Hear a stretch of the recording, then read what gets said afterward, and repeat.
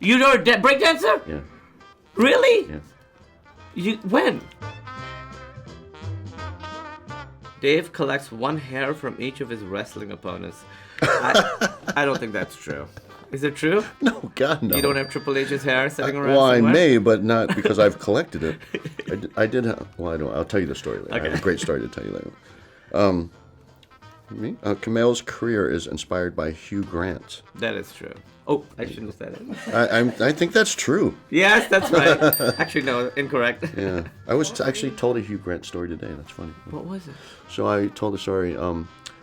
We were talking about, when you do stuff, if you're embarrassed by it, it comes public. And I loved the way Hugh Grant handled picking up a prostitute. Right. He just owned up to it. He said, I was lonely. People understand that. Yeah. It was a mistake. He was embarrassed, but he just owned it, and he just moved on with his life. Yeah. I respected that. It did ruin that relationship. Dave actually collects any teeth he's knocked out. Jeez. This is What? just making you seem like a serial Wow, killer. I'm like a real Neanderthal here, collecting people's hair and teeth. Yeah, you're a serial killer. You don't do that. No, God, Okay. no. Kumail was voted sexiest husband by People magazine in 2017. I think that's true. I believe that is true. Yeah. Look at you. Pakistani Denzel. Here we go. Okay, but really, Dave collects steel lunchboxes. He does. Yeah, you know that. Yes, I He do threatened know to poop in one of my lunchboxes. There's something special about them. The old vintage ones, the new one. They just bring back memories. And also, there's a connection to certain things that I loved when I was a kid. Cartoons or superheroes, stuff like that. They're very nostalgic. And they look awesome. They're awesome, right? Yeah. Kumail won a televised singing contest in Pakistan as a teenager. I'm gonna say that's not true. Not true. I cannot sing at all. Wow. Yeah. Okay, I'm gonna skip around. Dave has won 3 salsa dancing championships. He has not. No, not yet. But you're a good dancer. Well, I mean, I have rhythm. I wouldn't consider myself Yeah. a good dancer, but I can salsa. Just not great. But anyway, never won a contest. Yeah. Not championship caliber. But Kumail worked as an accountant for 5 years. I know you had a desk job for 5 years, but I didn't know if it was in county. I thought it was in tech. So I'm going to say true. False. I wanted to say false at tech, right? Yeah. Dave previously worked as a lifeguard when he was younger before wrestling. I just found out that's true. That is true.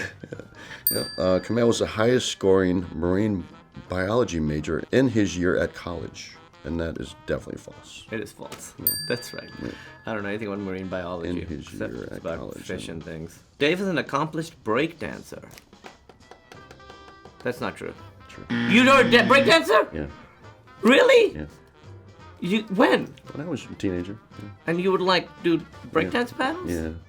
Are there any videos of it? There was a funny commercial that the WWE did in 2006, 7-ish. And I could find it? Oh, for sure. And the reason that came about is because my mom was bragging to Vince McMahon that I was a breakdancer when I was So young. he was like, I'm going to find it. So he just thought in his head that 30 years later I could still do it when I was 100 pounds heavier. So they set up for me to do it at a commercial, and I thought it was a joke the whole time. I thought they were messing with me. And I showed up, and sure enough, they stick a piece of cardboard in my hand. Did you do it? I swear to God. Well, I did my best, but it wasn't pretty. I'm not proud of it, but it's out there. It is what it is. I'm not afraid to embarrass myself. And Kumail was named in Time's 100 most influential people list, and that is definitely true. That is true. That is true. They made up. Dave has competed in one MMA fight, which he lost in 18 seconds. That is not true. God, no. Yeah. Wow. Yeah, really harsh. You guys don't think much of me at all.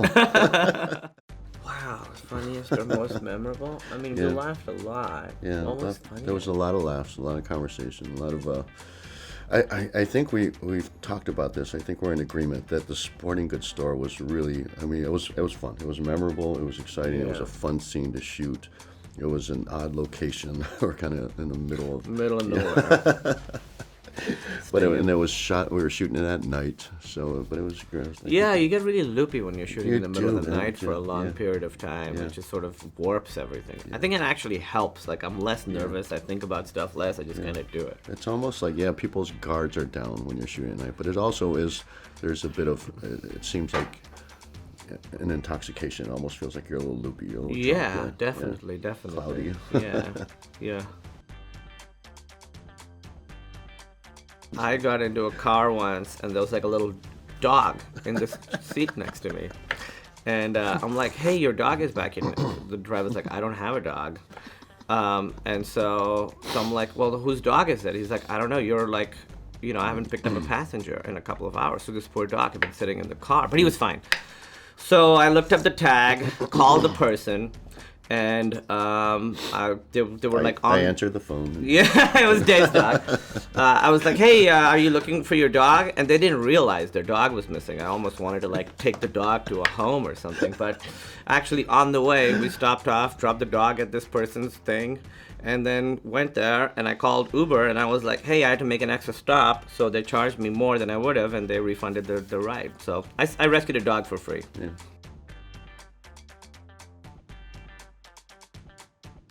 Always give 5. Yeah. Unless it's like physically a dangerous situation for me. Unless they're like such a reckless driver or like extremely rude, which is very rare. Yeah. Always 5 stars. Same.